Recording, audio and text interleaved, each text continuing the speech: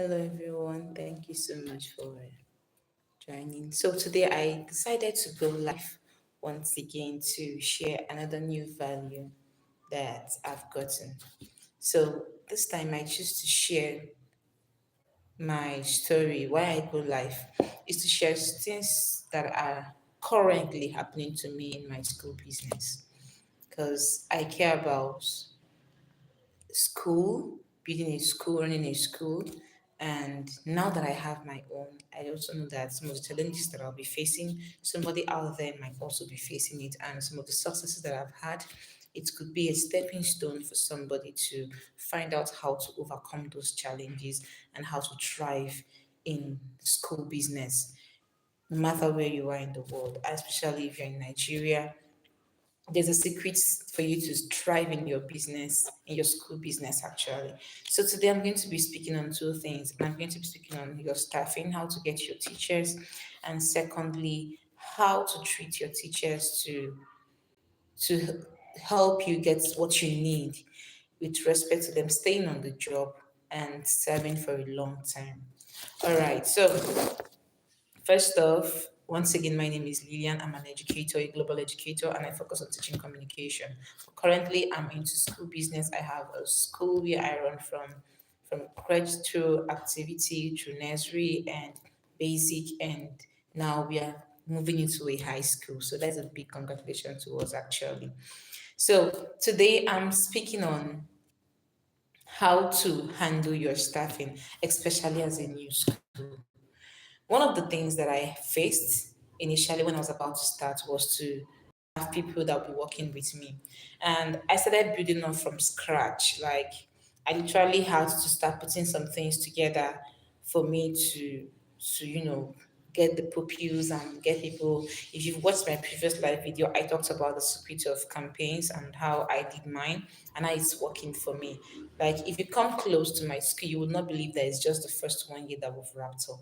Yes. And now we at the phase where we are, there's so much rapid change and growth going on in this place. And then what did I do about my staffing and why do I choose to share this today? Actually, when we started our summer lesson, one of my staffs came to me and she told me something that came up in her family, which suddenly was something that could make her to stop. Now, on the other hand, I wouldn't blame her actually. Chidera, Dara, close this door. I don't want this noise. Make sure you close your step and close it. Okay, sorry guys. So she told me something that came up in her family, and it was something that it was just at that peak where there was no way she could get fault, and the thing was a bit cumbersome for her. But when she came to tell me about it and telling me why she might be dropping and all of that, I said, okay. I called her and we began to discuss about this thing. So when I told her what to do, I gave her some of my own suggestions and gave her why her stopping work at that junction was not the best option. Do you know that she came back to work the following day and told me that after discussing with her family and looking at it, that she's going to stay through to the end? That was what she told me. So, how are you going to get your staffs on board in a new school? And how are you going to keep that staff so that they can remain with you even when they have challenge? Number one, to get your staff, I know that we have ways of hiring. You post online, you make your flyers, you get people to come on board and to come and apply. But sometimes for a new school, sometimes, especially if your location is not in a very loud location, sometimes in a new school, to get people to come on board is not that easy. And mind you, as a new school, you are just building, you're still, will I say, you're still trying to put some things in place, and you may not have all the kind of finance that you need to pay the staff the way they would want. So, how are you going to be able to manage that season and get the people that would be willing to work with you? The first thing that you would look out for is that when you are taking anybody in, you know if that person understand what it means to work with a school in its growth phase. because somebody might be there, but they don't understand what it means to work with your school in its growth phase. Hello, Shubham, you're welcome. You're welcome. So, what does it mean to work with this school in this phase where it is? It's just growing, it's just trying to start up, it's just trying to kick off. What does it mean to work with this school now? You need to call your staff, that person who you're about to employ. The person might have had all the qualification, but tell the person the phase where your school is and what is expected and the things the person needs to adjust to. Take, for instance, when I bring my staff, I always tell them from the beginning that I know that at this junction, I might put you in this particular classroom. Just know that I'm likely to shift you when things are changing. So thank you so much. Thank you. So when things are changing, I'm likely to shift you from this class to a different class. If things are not as pupils, the more we have pupils, the more things are adjusting. There will be some changes in classrooms.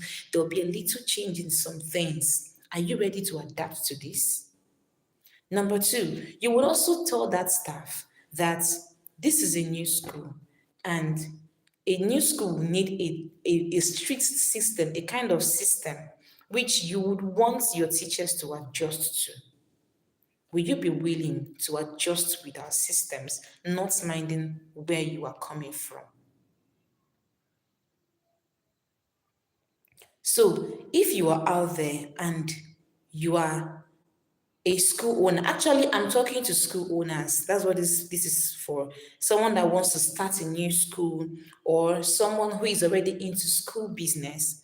This is who this teaching today is all for. How to get in your staffs, your teachers that will be working with you, and especially as a new school, how to bring their mindset together so that they'll be willing to build that new phase with you so that you would not be stressed out. And secondly, if you're someone that is confused or you're stressed out about your staffs, they just come in and they go out anyhow, things are not working. How do you structure these things as a new school to help you to not be in that constant position of looking for staffs?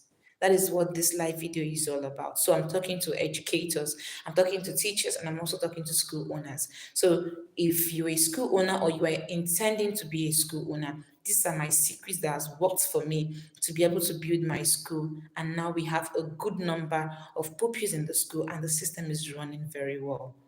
And just within this season, I know that we've had a rapid increase in the number of pupils in our school. So if you come across this video as a school owner, this is just best and beautiful for you because you will be needing this. So if you're someone who doesn't explicitly give the terms of what is in the box for your school as a growing phase, in that growing phase, actually, you might make your staff to miss it, thinking that he or she's coming into a system that is fully built. He's coming to a system that is putting things together, constant to change, open to so many things being changed from time to time.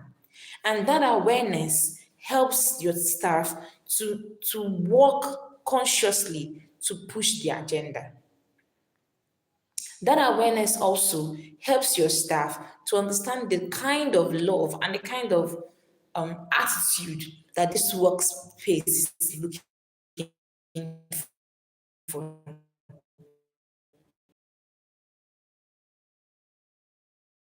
It also don't want this. If this is how it is. You know, the commitments of both schools are not the same.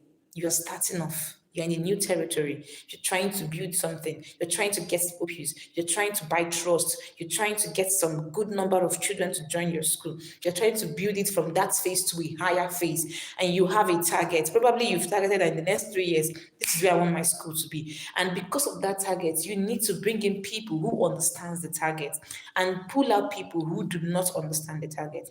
So when you're bringing in your staff, these are the things you should make known to them so that they can have a state of mind that understands that you're not just coming to just teach and go, you're coming to create a level of contribution that is to push the school before people and buy the interest of people to the school. So you have your curriculum, you have everything, but there's a place of enlightening people who you are bringing in. And that is why your system of taking people in or bringing people that would work with you is not just looking for people with the qualification, but is looking for people with the understanding of where you are, what you need. Some people can come in and tell you're going to pay me 1 million naira just to work for you. Look at my qualifications, look at this. But truly, they may not have the capacity of what it takes to run something that is in its beginning phase. They don't have the capacity of what it takes to push. Because this is a phase where you push. This is a phase where you don't mess with the class. Like you don't mess with so many things. You put so many things in place, and this is a phase that will always have changes. That's what I'm going to now. Don't ever think that everything will be permanent the way it is. It's a lie. You have a structure of how the class should be. You have your curriculum. Those ones are there, but changes will be coming in. New children will be coming in with different abilities. So some things would change. Take for instance, the school is flowing and there's a child that comes in who is a bit challenged than other children. So how do you pay attention to this child? You cannot give that particular child you can't treat that particular child the same way you're treating the other children. There will be a little shift in order to get that child to be carried along. And I can tell you that we've had children who came in and they were not sounding anyway. It looks as if I had one of my parents testifying. She said, my children in their previous schools, you don't see them participate in anything. They always say they are not interested or nobody chose them and all of that. That she's amazed to see those same children who were never interested, who were never part of anything in their previous school, now like spearheading things in this school, like standing in the public, speaking. You see them confidently rehearsing things at home so that they can be prepared to come to the school and deliver. So she now knew that there is a shift. Why is there shift? Because the school need changed its pattern and was focused on reaching the need of every child in as much as you are building it in a classroom setting. So that's consciousness. You need staffs who understand it.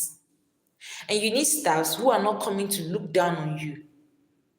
So if you bring in any staff who has that attitude and you call the staff to order, because me, I believe in calling you to order. I always assume that the first time was a mistake. So I always call to order. But when you call your staff to order and you see that this person is not listening, then that staff, make the staff know that this one is a warning that I'm giving to you with respect to this thing. And I need you to stop it because I need you to put the things right how it should be. And if they don't put it right how it should be, then please kindly dismiss that staff at that phase because the staff is not giving you what you want. But I'm trying to clear the mindset of feeling that you need to get people that you will pay so much. I'm trying to tell you that what you need more is people who are enlightened with the kind of thing you are chasing. It's not every one of us, it's not everybody that around that you want to start a school and you have all the money to have it all equipped in before you start off. No. So some things will always come up. The more you are going, the more you're equipping, the more you're shifting, the more you're increasing your space, the more you are moving to a bigger space. Things will always pop up like boom, boom in that school. So because of that, you need people who will be patient, people who are willing, and people who understand the need of the time. So that you don't use the misconception of I'm looking for someone that has the biggest of this. I'm looking for someone that is this way. But do you know that I have constantly trained my staffs that I have gotten a huge and bigger results than I can imagine. If you train your staffs well, you'll be amazed at the kind of results you would get in your business, not to talk of in a school business.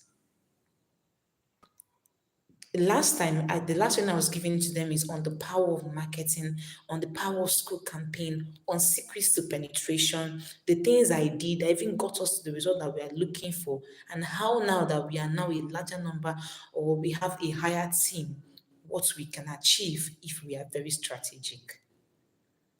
Now you would say, what does marketing and all of that got to do with a school? No, you understand that it's a business. So I had to train my staffs and create for them the consciousness that they need.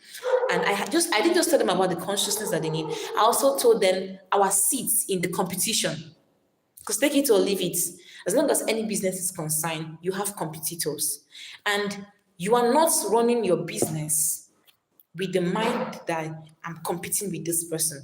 You're running your business with the awareness that there is a market where there are many sellers and you want to have more buyers. That is the right mindset in business. Because I was telling myself, like I said, only me cannot handle all the pupils within this territory. It's not possible. Other schools will have their fair share. But why do I do mine? I'm going to also do mine because I need people to be aware of my presence. I need people to test what I have and then be able to make a choice. But it would be more awful if people are not even aware of your presence. So if you have stars who do not understand this perception very well, people who you cannot easily call and say, oh, we need to move like this. We need to get this done. There's a shift now. We need to change some things now. If you don't have people that can move that swift with you, I tell you the truth, you are likely going to have problems. And when I say you need these people, does not literally mean that they may come that way, but you need to build that mindset to your staff. One, from the place of employment, because it's important to talk about many things before employing.